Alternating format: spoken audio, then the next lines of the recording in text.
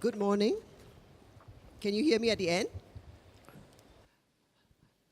Okay, this morning, Siva asked me to talk about roles of real estate agents for the overseas market. Now, I think I need to spend half the time motivating you guys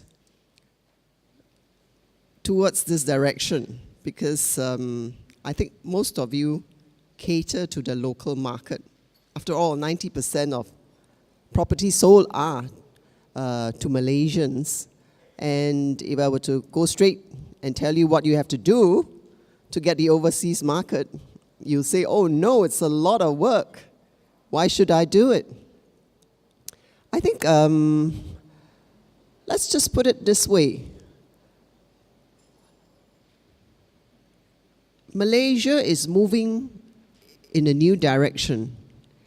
As you may have heard, we've opened our markets to ASEAN, to China, Korea, and Japan, in return to share the markets.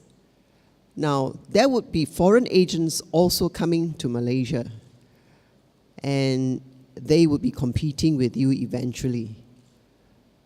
Now, sometimes people don't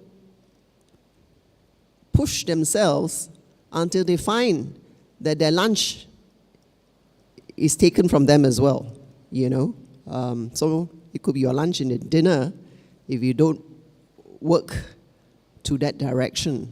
I mean, we've already seen China developers coming in Iskandar and how they compete. They have deep pockets and they can build mass houses to a scale that Malaysian developers have never done before. So imagine if we open our markets, you have other Asians coming here, competing to sell your properties too. Now certainly you must sit up, embrace globalization.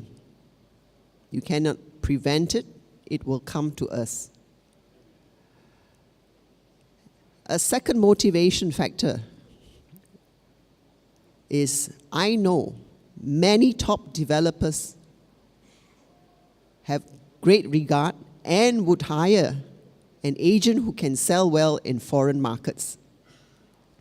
So that is very important because I've worked with many top developers and they really do have very high regard for those who can sell to foreign markets. I tell you, if you just, if I introduce you to them, you definitely get a job in there easily at a very high rank. Yeah.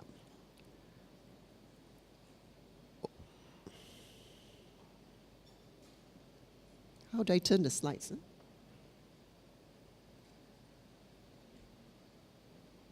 Press this one? Yeah.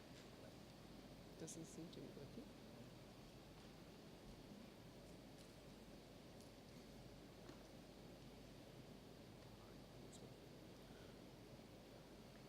Okay, so the contents are divided into 3 sections. One is about the world, but more about emerging regional market, which has an impact on us. And then I'll talk a little bit about Malaysian real estate, how we are positioning ourselves, and then only finally about your role as an estate agent. So the first part is to entice you, to let you know how big the market is, where the growth areas are. I think the first question you'll ask is, globally, where are the real estate investors? Where are they? Can you show me a map? And now that the global economy is not doing so well, does it mean there will be no real estate buyers? No, it's not like that. In fact, you find that there are the new rich who want to buy real estate. And who are they? I will tell you. And what do they invest? And why do they believe that they want to buy these investments? because obviously there's something that's sustaining these investments and they believe that it is worth buying.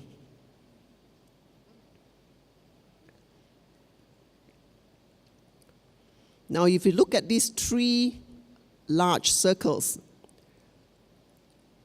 the biggest real estate market is obviously in North America. Surprisingly, the next biggest is in Asia, and the third in Middle East. Now, the second and third are the circles where we can target, Malaysians can target, yeah? It is believed that, or forecast by Jones Lang LaSalle, by the end of decade, there'll be more private wealth in Asia Pacific than the rest of the world, even North America. That means the center will grow and it would even match the size of North America. Now, that size of real estate investments is growing, and the question is, I ask Malaysians, are you ready for it? Do you want a slice of that pie? Do you want to only concentrate on the Malaysian market? Now, who will be the new rich? Japan and China will lead the region in millionaire households. Now, this is the forecast by Jones Lang. Singapore will be the fastest growing wealth center, overtaking Switzerland in offshore assets under management. In fact, last year, the three largest cross-border buyers in the region was China, Singapore, and Hong Kong, with transaction volumes between 4 to 6.7 billion. That was last year. So that's how big it is. Shanghai continues to be China's most active market. What are they buying? Grade A office assets in core locations, the most sought after. Some examples that I'm giving you is China Investment Corporation, Singapore Ascendas, they bought logistics, and Hong Kong REIT bought Corporate Avenue in Shanghai. How do they invest? Now, the Asia Pacific rich is unlike the North American rich. They like to buy real estate. 1/4 of their portfolio is in real estate. All right? And Asia accounts for 25%, 1/4 of the investable real estate globally. That means you have this Chinese, Japanese, they go around the world, they look for real estate, and they buy, and 1/4 of their money is kept in that real estate. Why? Because they've had rather bad experiences. When they held their money in the US at one time, it declined. And they had held their money in securities. They had a bad experience as well. They held their money in equities. They also had bad experience. So real estate is something they feel strongly about. They feel it's relatively safe and will give them the capital appreciation they expect to see. And a lot of these funds, money is coming from pension funds. Imagine China has 1 billion people. How big the pension fund is. And they also have REITs and other debt funds. Now, which sectors are seeing the most transactions globally? The biggest one is actually office space. Second one is residential. Okay, whoever wants the slides, just give me your card. I will email to you. And then only industrial. Okay, so office and residential are the two biggest transactions that people expect to see this coming year, yeah? Or in the third quarter, last year. Now, why are people buying? Obviously, something is sustaining these investments. These buyers are not stupid. They are pension funds. They're very clever. They do their research. They understand where the money is coming from. They understand what the tenants are, what the tenant mix is. Now, in actual fact, in Asia Pacific, it's still doing well, despite what you hear about the rest of the world and China slowing down. So the real estate market in Asia Pacific recorded increased levels of take-up of office space last year. Net absorption was up 33% versus the previous year. That means there's an increase, of people taking up office space, an increase of businesses.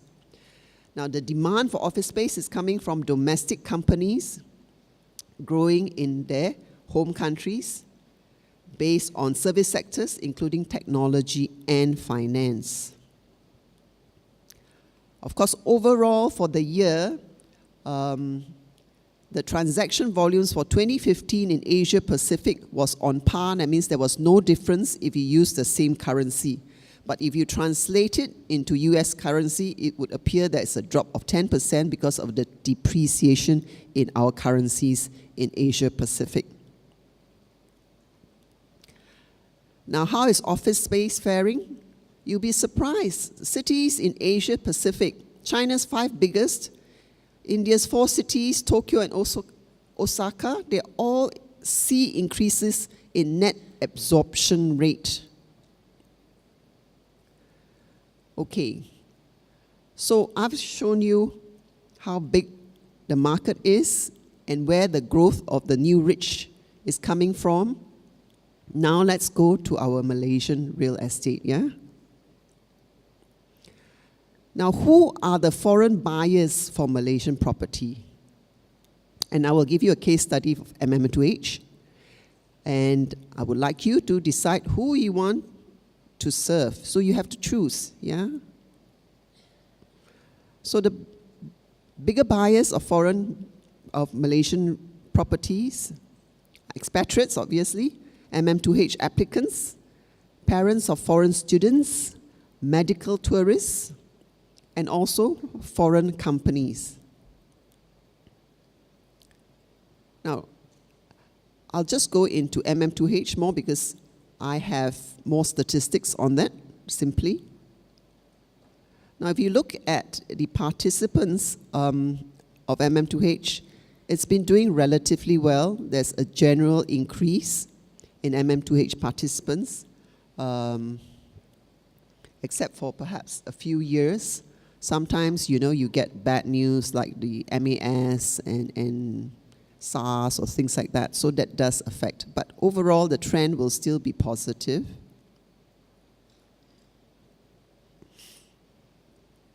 And you see that the top 11 applicants, China is the first one, Japan is the second one, and the third one is Bangladesh, surprisingly, yes, Bangladesh. Now, the top 11 applicants are not necessarily the property buyers. So I'll give you a little bit more information about who buys. Cumulatively, I got the statistics from MM2H. The biggest buyers are actually number 1, China. So you might want to concentrate on the country. Number 2, UK. So probably expatriates, people who worked here. And number 3, Iran. And then comes Bangladesh. Right? What do they buy? They buy residential, all right? And the biggest block that they buy is basically condominiums and apartments,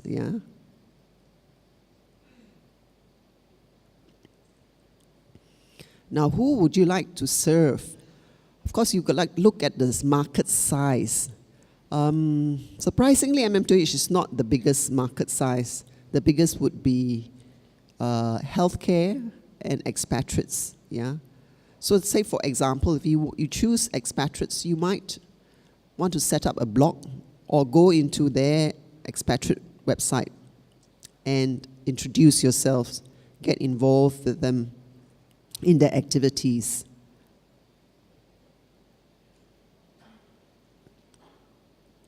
Now, what is your role as a real estate agent?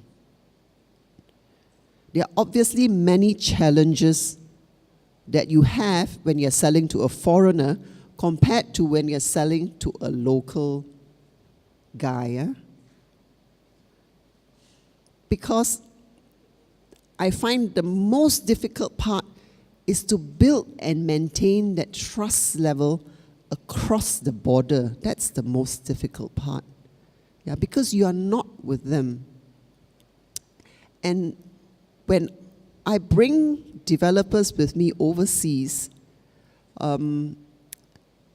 the agents come along, and there's only a very short time frame, maybe 2 days, for example, where they actually meet with the foreigners. Now, can you imagine in 2 days, you meet with a foreigner, would they buy from you? You know, unless there is already, they have learned a lot of things about your country, about your project, about your brand name, and they have that level of trust to buy from you there and then. Nevertheless, there have been cases people have bought there and then. For example, in Indonesia, that people will just come and give you the money there and then with a check. Yeah. And in other countries like Japan, Korea, you have the language barrier. People tend to trust those who are speaking the same language a little bit more. And there's also the lack of familiarity with the location. Sometimes companies bring their projects like Cyberjaya overseas, and the foreign investors sort of scratch their head, where is this? Then they will ask me, you know. So it's not so easy, you know. You have to do a lot of work. They are very familiar with KLCC. If you say this is just like 15 minutes drive from KLCC, they can understand that, yeah. But if it's a lot further away, they'll scratch their head and they'll ask a lot more questions. Now, to get them to buy, you must also understand what motivates them to buy. How to push that button to make them buy. Now, there are many reasons why they come to Malaysia to buy. They may be facing very high taxes in their own country. For example, in Korea, just a few years ago, they raised an inheritance tax to 50%. Now, Koreans, being Asians, prefer to give their money down to their children. So they actually are looking outwards to buy properties in other countries, yeah, to keep that wealth for their families. So there are a good market as well. There may be political reasons. For example, when Indonesia has its problems, yeah, racial riots and so on, very often they want a second home elsewhere. And where do they look for? Usually they would park their money, they would buy a property in Singapore. Now, when Singapore raised its property taxes substantially, they had no choice but to look elsewhere. So when Iskandar came with all those new ideas, with an education center, they began to look at Iskandar. So we managed to get a lot of Indonesians to buy Iskandar properties. Yeah. There are also other reasons like extreme weather conditions in Middle East. In the 2 months, June, July, the taxi driver in Middle East tells me that it's hot enough to cook an egg on his bonnet, yeah. So what happens is all these rich people will actually leave the country to other places. Some of them actually like Malaysia, and because of our religion, food is convenient. There are a lot of halal things to do. There's mosques and so on. And there's a certain level of trust between Middle East and Malaysia. So buying properties from them it's easier to do. Yeah. Now, what would pull them to come to buy properties in Malaysia?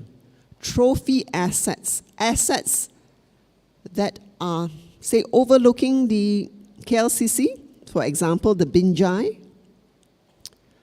When we flew KLCC to Indonesia, Jakarta,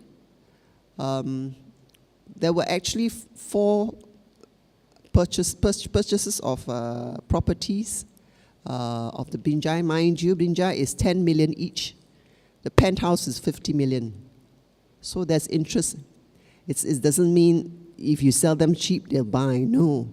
It's a trophy asset for these people. The very high net worth, they want something that they can boast about to their families, to their business partners, and so on. So the reasons for buying is very different. They buy because it's politically stable here. We haven't had a change in political power for more than 50 years. And if it does change, I think it would still be, democratically done. There's common religion for the Bangladeshis, for the Indonesians. And there's the people here, they feel are friendly to foreigners. So it's very important to understand the foreign buyers. I've taken companies with me overseas, and they are trying to sell something that the foreigner may not want at all. For example, in the Middle East, they actually prefer to buy hotels because it's something they can understand. Yeah, they believe in building nice, expensive 5-star hotels, and they want the yields from these hotels. And Singaporeans, they can understand industrial, retail, because there's so much shopping centers in Singapore. They like to buy that, as well as residential. So you must know these changes in the foreign countries. There are restrictions in the movement of currency, particularly during financial crisis. That's the time you have to be very aware if you are selling foreigner. Now, during the financial crisis, it wasn't just Malaysia that stopped the repatriation of foreign money overseas during the Asian financial crisis. Later, during the global financial crisis, many other countries did something very similar.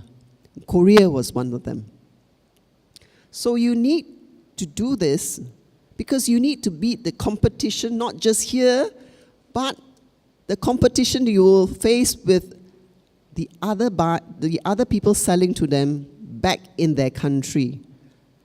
We've made quite a lot of progress trying to sell to foreigners, and I can see that when they go back, when the foreign agent comes back to Malaysia and this potential buyer is in their own country, they get all kinds of different messages from their own relatives, from other agents and their business partners telling them, hey, I bought this, I've made a good deal of money from this. Why don't you buy this instead of what the agent just told you, So you have that kind of competition.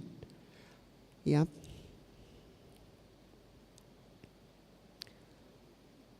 Another thing you need to do is you need to know more than just your territory. All of you are experts. I don't need to teach you. You're experts in your own area. But remember, selling to a foreigner requires knowledge of why Malaysia is attractive as opposed to other countries. You must also have good reasons to say why the state rules and regulations change. It's not because we are anti-foreigner, yeah? But there are reasons why the government did it, is to protect those Malaysians who cannot afford properties below $1 million. So you must have good reasons to tell them.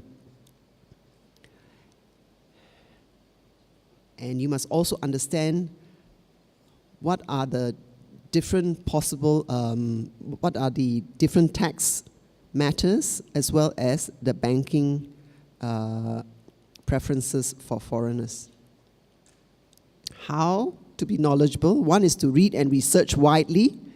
I think you know there's Ho Chin Soon outside and the Edge outside. They are now giving you all kinds of information. You also can read reports of consultants and other magazines like Property Insight.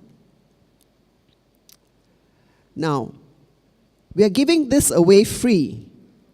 For 1 year, you will have these mobile apps that will tell you about how to get foreigners, to answer questions of foreigners. Basically, it's an investor's guide to Malaysian property. We did this in collaboration with Malaysian, My Second Home.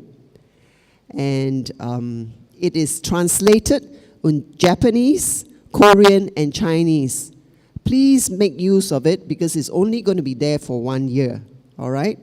So all you need to do is go to Google, app, download Investor's Guide to Malaysian Property. You should be able to do this. Okay, you can take a picture of this one. All right. So this will help you. So when you're going to Japan, for example, and sometimes you run out of, your Japanese is no good, or you don't have a translator next to you, so you just download this, go and you tell the guy to look at it, and it will probably answer most of the questions that he has. The other thing you need to do is also to connect with lawyers and bankers that sell to foreigners.